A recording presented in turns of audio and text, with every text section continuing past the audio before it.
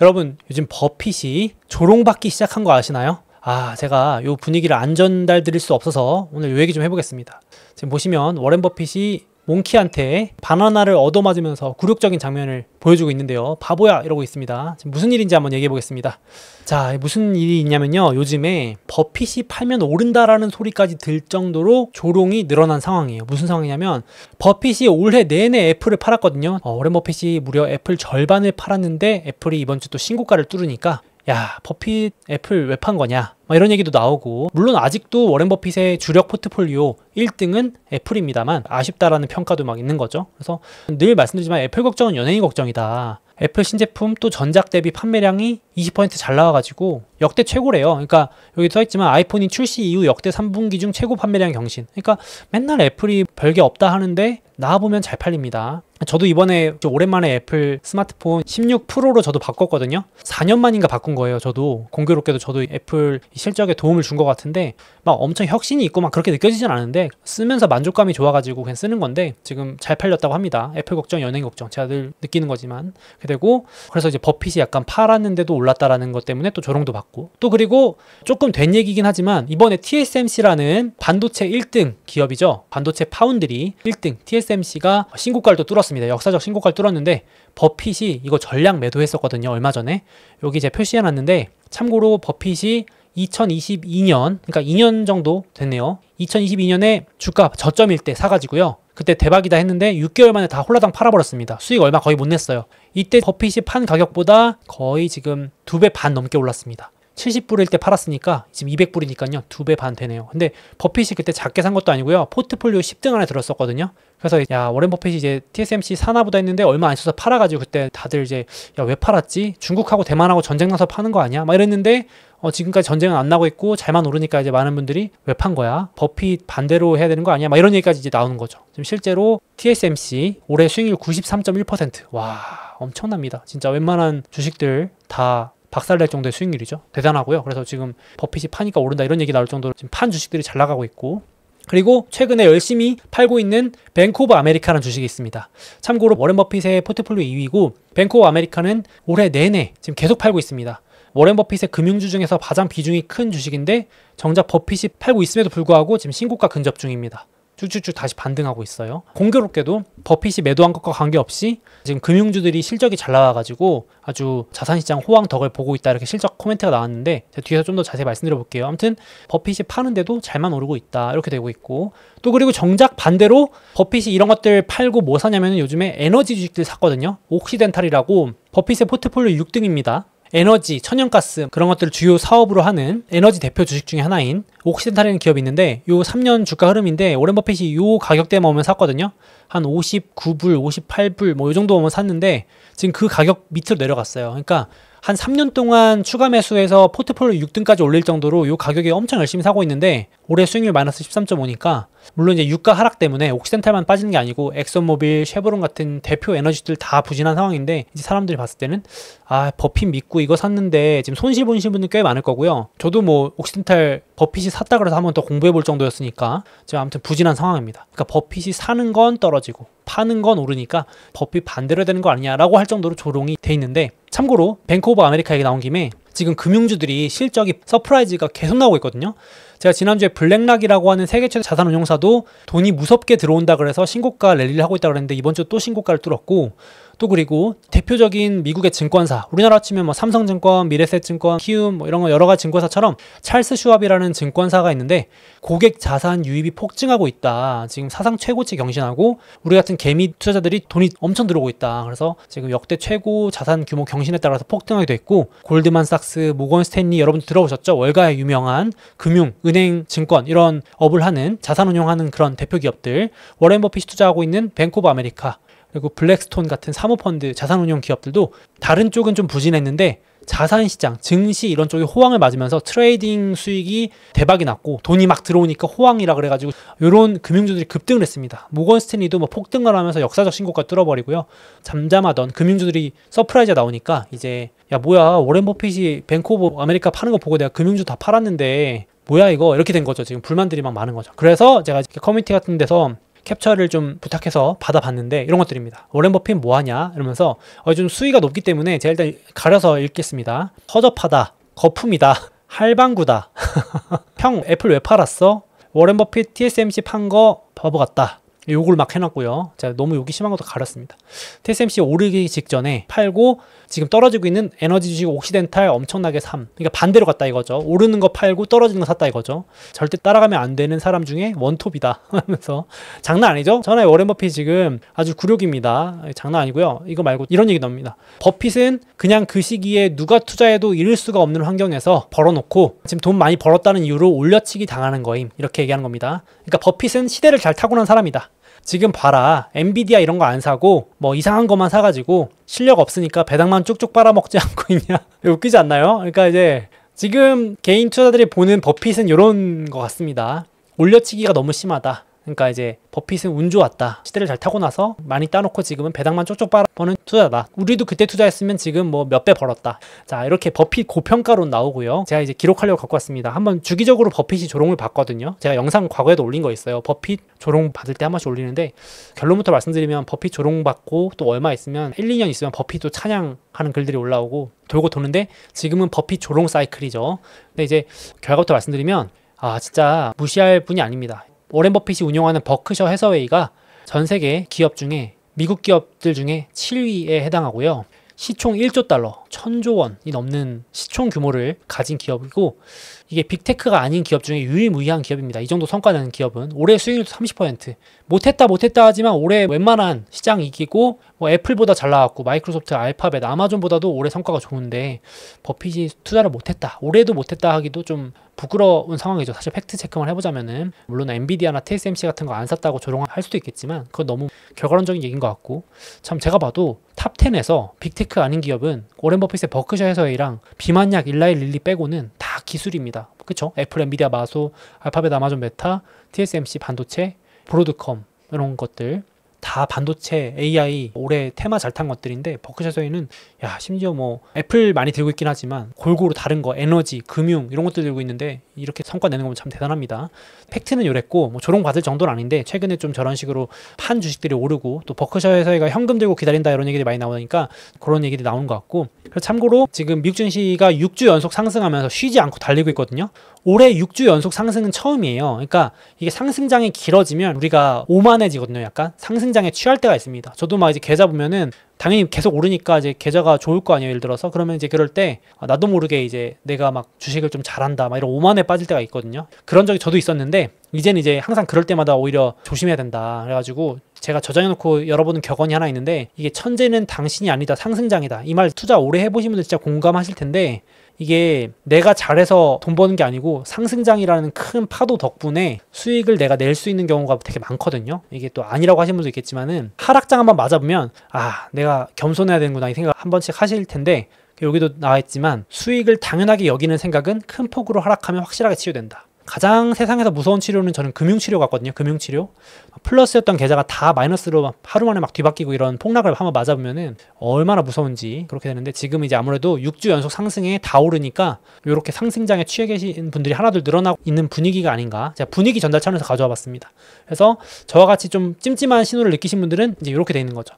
버핏 조롱이라니 고점인가. 나중에 버핏 재평가 받을 거다. 인간 지표들 나온 거 아니냐. 이런 거 올라오면 여지 없던데. 버핏 조롱 멈춰. 그러니까 투자 좀 해보신 분들은 버핏 조롱 받을 때가 고점이었다는 걸 기억하시는 거죠. 약간 단기 고점. 그랬는데 이번에도 단기 고점 시그널인가 싶어가지고 타이밍을 제재하는 얘기는 아니고 이렇게 조롱 받을 때가 과거에 좀 그런 적이 있었다. 조정받았던 적이 있었다. 해가지고 가져와 봤습니다. 그래서 실제로 제가 이제 지표 오랜만에 한번 점검을 해봤어요. 6주 연속 상승하다 보니까 이제 극단적인 탐욕 구간에 진입하긴 했습니다. 미국 주식은 안 떨어져 라는 믿음이 점점 강해지는 거죠. 왜냐면 6주 연속은 드물거든요. 올해 처음이거든요. 증시 역사상으로 봐도 6주 연속은 손에 꼽을 정도로 작습니다. 미국 주식하면 당연히 돈 버는 거 아니에요? 약간 이런 게 팽배해질 때가 바로 극단적인 탐욕 구간 진입입니다.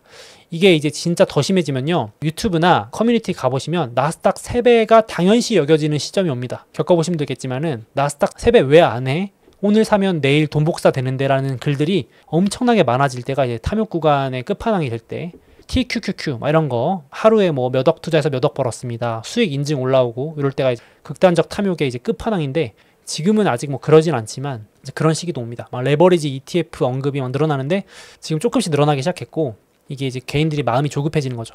야, 지금 내가 투자금 1,000만 원 있는데 이거 가지고 나스닥 해봤자 얼마 벌겠어. TQQQ 레버리지 3배 넣어가지고 좀 빡세게 벌자. 상승장에 강하게 벌자. 이런 마음들이 늘어날 때가 조급해지는 거죠. 더 벌 수 있을 것 같다. 당연히 오를 것 같다. 이럴 텐데 지금 조금 이런 모습들이 보이기 시작했다. 이런 거고, 다만 이제 이 지표는 저점 잡을 땐 상당히 유용한데 고점은 정확도가 낮다는 점. 그래서 제가 한 가지 지표만 보고 판단하면 안 된다고 말씀드리는 게, 요 지표가 공포 탐욕 지수인데 요 밑으로 가면 공포, 위로 가면 탐욕인데 극단적 탐욕 구간이라고 해서 꼭 고점은 아니에요. 고점이 오래 가는 경우도 많았거든요. 과거에도 보시면. 근데 이제 바닥, 공포는 많이 맞췄습니다. 극단적인 공포에 왔을 때 저점, 극단적인 공포에 왔을 때 저점. 그러니까 이제 이런 심리 지표는 저점은 잘 맞춰주는데, 패닉이나 사람들이 공포에 왔을 때는 잘 맞춰주는데, 사람들이 탐욕일 때 이 탐욕 구간이 몇 달 동안 이어질 수도 있기 때문에 이 대세 상승이 더 갈 수도 있거든요. 그래서 지금 야 극단적 탐욕 왔으니까 다 팔아, 현금 확보다, 이러기에는 또 너무 이를 수 있다, 이런 겁니다. 그래서 분위기 전자차원에서 말씀드렸고, 이게 좀 더 심해지면 저도 말씀드려 볼게요. 일단은 처음으로 이번 하반기 들어서 극단적인 탐욕, 레버리지 ETF 증가, 이런 점들이 조금 찜찜한 신호들이 늘어나고 있다. 그리고 이제 뱅크 오브 아메리카도 이번 사이클 들어서 처음으로 역발상 시그널이 한 개 나왔다. 뭐냐, 글로벌 펀드 매니저들이 현금 비중을 얼마나 들고 있냐 가지고 통계를 내서 역발상 시그널로 쓰고 있는데, 그러니까 글로벌 펀드 매니저들조차도 주식 비중이 높아지고 현금 비중이 낮아지면 아이러니하게도 역발상 신호였다. 무슨 말인지 아시겠죠? 그러니까 지금 보시면 글로벌 펀드 매니저들, 주식 굴리는 사람들이 현금 비중이 높아진다는 얘기는 공포가 높아져서 지금 주식을 팔고 막 현금 들고 있다는 식이고, 지금은 반대로 여기 보시면 현금 비중이 3.9%, 지금 역사적으로 몇 번 없었던 4% 아래로 내려왔는데, 그러니까 96%는 뭔가 다른 거 들고 있고 현금을 4% 아래로 들고 있다는 얘기는 이제 뭔가 지금 위험자산이나 이런 것들 열심히 샀다는 얘기죠. 그러니까 낙관론이 팽배했다는 얘기입니다. 그래서 역발상 시그널로 이 현금 비중이 이렇게 낮아졌을 때는 과거에 11번이 있었는데 2011년 이후에, 이때 향후 한 달 수익률은 평균적으로 마이너스 2.5였다. 즉 별로 좋지 않았다. 그러니까 이게 오해하시면 안 되는 게, 또 이거 보시고 야 이제 이거 매도 시그널 나왔으니까 다 팔고 기다려야지가 아니고, 그 이후에 수익률이 좀 부진했다라고 좀 이해하시면 될 것 같습니다. 폭락이 왔던 경우도 있겠지만 아닌 경우도 있거든요. 그래서 단기 부진 시그널이었다. 그러니까 이제 증시가 더 올라갈 룸이 많이 없다, 이런 거죠. 그래서 하나의 지표 정도 또 보시면 될 것 같고, 이번 사이클에 처음 나온 겁니다. 2020년 이후로 처음 나온 거기 때문에 현금 비중이 많이 줄었다는 것 자체가 추가 매수 여력이 적다는 거죠. 구독자 여러분들도 지금 쉽게 말해서 현금 비중이 없고 계좌에 주식으로 꽉 차 있으면 당연히 더 사고 싶어도 못 사잖아요. 그런 의미입니다. 그러면 이제 누군가 주식을 더 사줘야 계속 올라가는데, 아니 나도 돈이 없고 너도 돈이 없고 옆에 사람도 돈이 없으면 누가 사주지? 그럼 이제 증시가 더 올라가기 좀 벅차다, 그럴 수 있다라는 거죠. 좀 고점 시그널일 수도 있고 단기 부진 시그널일 수도 있다, 이렇게 볼 수 있겠습니다. 그래서 과거에 이게 또 통계적으로 유효한 지표였기 때문에 참고하시면 될 것 같고, 그리고 보충 설명으로 지금 실제로 그래서 현금 비중 낮아지고, 현금 비중은 코로나 이후 최저치, 주식은 코로나 이후로 최대폭으로 빠르게 늘어나고 있고, 주식 비중이, 채권도 빠르게 줄이고 있다. 그러니까 이제 지금 현금도 있던 거 다 털어서 주식 사고, 채권보다 주식이 낫지, 채권도 들고 있는 거 팔아서 주식 산다는 얘기입니다. 그만큼 지금 낙관론이 많이 커졌다는 얘기를 하고 있는 거죠. 그래서 약간의 경고 신호가 났으니까 조심해라, 단기적으로. 이 경고를 뱅크 오브 아메리카에서 오랜만에 좀 내놨고요. 그래서 이제 블룸버그도 제가 계속 말씀드렸지만 올해 처음 6주 연속 기록을 맞으면서 지금 무지성 낙관론자가 급증하고 있다, 이런 얘기를 하고 있습니다. 올해 5주 연속은 있었고 4주 연속도 있었지만 6주 연속은 처음인데, 이렇게 한 달 넘게 2달 가까이 계속 오르기만 하면은 사람들 마음이 조급해지기 시작하는 거죠. 야 그냥 사자, 뭘 기다리냐, 몰빵 치자, 레버리지 하자, 빚내서 투자하자, 이런 것들이 오니까 오히려 조심해야 될 수도 있다라는 얘기를 하는 거죠. 그리고 제가 한 5개 정도 지표를 보고 판단하는 판독기를 만들어 놨거든요. 자동으로 이게 제가 딱 틀면은 엑셀에서 딱 몇 점인지 나와요. 4점에서 5점 사이는 광기인데, 지금 오늘 제가 딱 업데이트 해보니까 4점 나오더라고요. 요게 이제 5점으로 가면은 부담매도 하고, 4점 구간에서는 이제 매도 준비를 하는 구간인데, 4점이면 과열해서 광기 넘어가는 구간이긴 합니다. 제가 보는 지표에 따르면. 반대로 이제 공포나 불안 이런 데서는 역발상 매수나 분할 매수해야 되는데, 지금 이제 약간 지표로서는 여러 가지 봤을 때 좀 과열 넘어선 구간이긴 합니다. 6주 연속 안 쉬고 오르다 보니까 좀 그런 것 같아요. 그래서 또 이거 좀 더 궁금하신 분들은 마스터 클래스의 챕터 4 보시면 됩니다. 역발상 판독기 챕터 참고하시면 될 것 같고요. 그래서 지금 계속 말씀드리는 부분이 증시 평가하는 부분에서도 21년 역사적 고점에 근접할 정도로 비싸게 평가되기 시작했기 때문에 약간 이제 월가에서도 계속 좀 부담스럽다라는 리포트를 많이 내는 것 같습니다. 뱅크 오브 아메리카에서도 지수의 상승 여력이 크지 않다. 그래가지고 이제 요즘 대형주들이 좀 재미가 없고 중소형주들이 들썩썩하고 그동안 많이 안 오른 다우 지수가 오르고 뭐 이런 것들도 있습니다. 빅테크가 요즘 좀 재미없어요 하시는 분들도 있는데 그런 부분도 좀 있을 수 있습니다. 빅테크들이 워낙 먼저 많이 치고 올라갔기 때문에 더 오르기가 좀 힘들어서 쉬었다 가는 경향도 있을 수 있겠습니다. 그래서 이렇게 정리 한번 해봤고요. 역시나 단기 과열은 조금 조심하시는 게 좋겠고, 뭐 6주 연속 상승했으니까 7주, 8주 계속 올라가긴 좀 쉽지 않을 수 있어서 좀 쉬었다 갈 수도 있고 조정 재료가 나올 수도 있고, 그렇기 때문에 그럴 때 째려봤던 좋은 우량주나 시장 지수들 분할 매수나 추가 매수하시는 기회로 삼으셔도 무방하지 않을까 싶고요. 난 현금 없어요 하시는 분들은 그냥 또 버티면 다시 올라가지 않을까 보고 있습니다. 아직은 크게 폭락이 될 만한 요인들은 아직은 보이지 않아가지고 단 이제 레버리지나 몰빵 이런 건 조금 조심하시면 좋겠고요. 지금 같은 경우 때는. 그리고 이제 추가로 여러분 이건 좀 다른 얘기지만 넷플릭스가 이번에 오랜만에 2년 만에 사상 최고가를 찍었는데, 야, 이 넷플릭스가 이게 사연이 있는 주식이거든요. 그래서 제가 요 얘기를 왜 드리냐면 이런 얘기도 있잖아요. 야, 물려도 미국 주식에 물려라 이런 얘기 있는데 저는 이제 조금 더 업그레이드 해가지고 물려도 미국 1등주에 물려라 이 얘기는 저는 이제 약간 참에 가까운 명제라고 해석을 할 정도로 좀 맞는 말이라고 보는데, 진짜 한국이랑 비교하면 좀 그럴 수 있는데 한국 주식은 1등주여도 물려가지고 답이 없는 주식들이 진짜 많거든요. 장기 시계열로 보시면요, 고점 회복을 못한 주식들이 진짜 많아요. 미국 주식은 1등주 기준으로 웬만하면 진짜 시간의 문제지 웬만하면 고점 돌파 다시 하는 경우가 진짜 많거든요. 넷플릭스가 이번에 또 그런 사례를 보여줬는데, 참고로 이거 히스토리 공부 차원에서 말씀드리면 2022년 초에 이때 넷플릭스가 실적 발표하면서 하루 만에 35% 빠지는 대급락 사태가 일어납니다. 이때 뭔 일이 있었냐면은 11년 만에 넷플릭스 역사상 처음으로 구독자가 감소한 거예요. 역성장. 그러니까 이제 구독자가 줄어든다는 것 자체는 실적이 줄어든다는 거니까 당연히 안 좋겠죠. 이때 그래서 언론에서 이제 야, 팬데믹발 끝났다. 코로나 때문에 모든 사람들이 집안에 갇혀서 억지로 넷플릭스 보던 건데 이제 그거 끝났다. 그리고 이제 넷플릭스뿐만 아니라 볼 게 너무 많다. 그 당시에 뭐 경쟁사 디즈니 플러스부터 해서 뭐 엄청 많잖아요. 경쟁 심화되니까 이제 넷플릭스 독주 끝났다 해서 쭉쭉 빠져가지고 75%까지 빠졌다가 이렇게 2년 동안 내리 올라가지고 고점을 뚫은 거예요. 진짜 V자 반등의 정석이죠. 이거 진짜 와, 75% 견디신 분 계신가요? 솔직히 저는 이게 제가 이걸 자료를 만들면서 과거로 돌아가도 나는 못 버틸 것 같다는 생각을 솔직히 했어요. 75% 버티는 거 진짜 쉽지 않거든요. 근데 그 대표적인 사례가 저만 그런 게 아니고 그 난다긴다 하는 유명한 헤지펀드 투자자 중에 빌 에크먼이라는 인물이 있습니다. 이 인물이 전형적인 이제 투자 실패를 기록한 사례인데 제가 이걸 저장해서 메모해 놓은 케이스인데, 이 넷플릭스가 이렇게 폭락하니까 빌 에크먼 입장에서는 야, 넷플릭스 같은 좋은 주식은 역시 떨어질 때 사야지 하고 이때 산 거예요. 여기서 샀습니다. 2022년 1월 고점에서 40% 빠졌을 때 빌 에크먼이 줍줍 너무 싸게 산 것 같아서 기쁘다라면서 주주 서한까지 공개합니다. 그 다음 실적 때 또 발표했는데 여기서 또 폭락을 하는 겁니다. 40% 빠져서 더 빠질 줄 몰랐는데 여기서 또 빠져가지고 고점 대비 75%가 빠지는 겁니다. 그러니까 빌 에크먼이 이제 패닉이 온 거죠. 그래가지고 빌 에크먼이 이제 전량 손절 치고 나갑니다. 기가 막히게. 근데 2022년 4월에 전량 손절하자마자 바닥을 치고 다음 분기부터 오르기 시작합니다. 야, 빌 에크먼 입장에서는 악몽 같은, 거의 역사상 빌 에크먼의 최악의 투자 중 하나로 기록되는 투자입니다. 근데 개인 투자자분들 입장에서는 이런 거 진짜 많지 않으신가요? 내가 싸다고 생각해서 샀는데 더 빠져요. 그래서 버티다가 아, 이거 진짜 안 되겠다 해서 손절 치면 내가 팔면 오르는, 솔직히 그런 경험들 한 번씩은 해보시지 않았을까요? 저는 진짜 많이 해봤는데 내가 사면 더 떨어져, 내가 팔면 오르기 시작해. 그러니까 이게 빌 에크먼이 우리가 웃으면서 얘기했지만 이 투자자들의 심리를 또 정확히 사례로 보여준 게 아닌가 싶어가지고 아마 다들 공감하실 겁니다. 투자해보신 분들은 아실 텐데. 근데 이제 결론은 물려도 미국 1등주에 물려가지고 버티면 본전이 온다 이건데, 그 난다긴다는 빌 에크먼도 못 버텼는데 버티실 수 있을까요? 이런 거 사례 많거든요. 엔비디아도 70%가 가까이 빠졌다가 지금 몇 배 오르고 있는 거긴 한데, 이게 반토막 나도 패닉이 오는데 75% 빠지면 그냥 녹아내립니다. 1억 투자하면 7,500만 원이 날아가는 겁니다. 그래서 아무튼 이것도 넷플릭스가 오랜만에 신고가 뚫은 김에 한번 케이스 스터디로 공유 드려봤습니다. 투자 공부라고 보시면 될 것 같아요. 이런 날이 반드시 한 번씩 오거든요. 구독자 여러분들도 투자하시면서 내가 투자한 기업이 반토막 75% 빠지는 경험을 안 하실 수가 없습니다. 미국 우량주여도 다 한 번씩 이런 날이 오기 때문에, 빅테크조차도 그런 날이 오거든요. 저도 뭐 애플 거의 반토막 나는 것도 얻어맞아 본 적도 있었고 그랬으니까, 이렇게 화려한 부활을 맞은 넷플릭스, 또 주주분들 축하드립니다. 잘 견디셔가지고 수익 많이 나셨을 것 같아요. 이거 견디셨거나 중간에 추가 매수하신 분들은 지금 아주 신고가니까 다 수익권이시겠죠. 그래서 이거 한번 말씀드려봤고요. 다음번에 또 이제 이렇게 급락한 우량주 나오면 같이 또 으쌰으쌰 해가지고 잘 사가지고 이런 또 케이스 스터디 때 소개되는 사례로 함께 공유해봤으면 좋겠네요.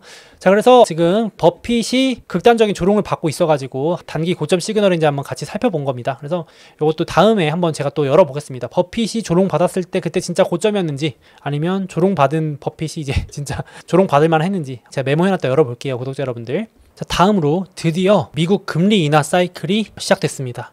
제가 계산해보니까 무려 2년 6개월 만인데요. 2022년 3월부터 2024년 9월까지 이 금리 인상 사이클이었고, 이제 금리가 내려오기 시작하는, 여기 제가 이제 보여드린 그림에 따르면 요 구간, 금리 인하에 해당하는 구간인데요. 이제 아무래도 가장 우리 투자자 관점에서 궁금한 거는 금리 인하 이런 사이클에는 어떤 주식을 얼마만큼 사는 게 좋을까, 이런 것들이 궁금하실 것 같습니다. 그래서 그런 구독자분들이 가장 궁금해하실 만한 것들을 담아놓은 게 제가 올해 출시한 소몽의 미국 주식 마스터 클래스고요.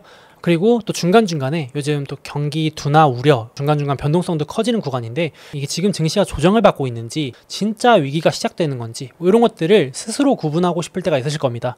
누구는 이렇다고 하고 누구는 저렇다고 하니까 지금 뭔가 진짜 시장 조짐이 좋지 않은가를 판별해주는, 제가 강력 추천드리는 위기 예언가 지표가 있습니다. 이런 것들을 소몽의 미국 주식 마스터 클래스에 넣어놨습니다. 그래서 본격적으로 시작되는 금리 인하 사이클과 또 중간중간에 찾아오는 조정장에서 스스로 이제 찐 위기인지 가짜 위기인지 판단할 수 있는 그런 노하우들을 제가 요 미국 주식 마스터 클래스에 담아놨으니까, 나는 이런 부분들을 제대로 공부해서 한번 투자해보고 싶다 하시는 분들은 제가 이 영상 더보기와 댓글에 링크 남겨놓을 테니까 한번 살펴보시면 좋을 것 같습니다. 그리고 마지막으로 제가 미국 주식 투자를 10년 가까이 해오면서 구독자분들이 어떤 것들을 특히나 궁금해하시고 도움을 필요로 하시는지 잘 알고 있기 때문에 이 실전 투자에 꼭 필요한 내용 위주로 이 강의에 담았습니다. 그래서 이 영상의 더보기 댓글 링크 참고하셔서 한번 살펴보시면 투자에 도움이 되시지 않을까 생각합니다.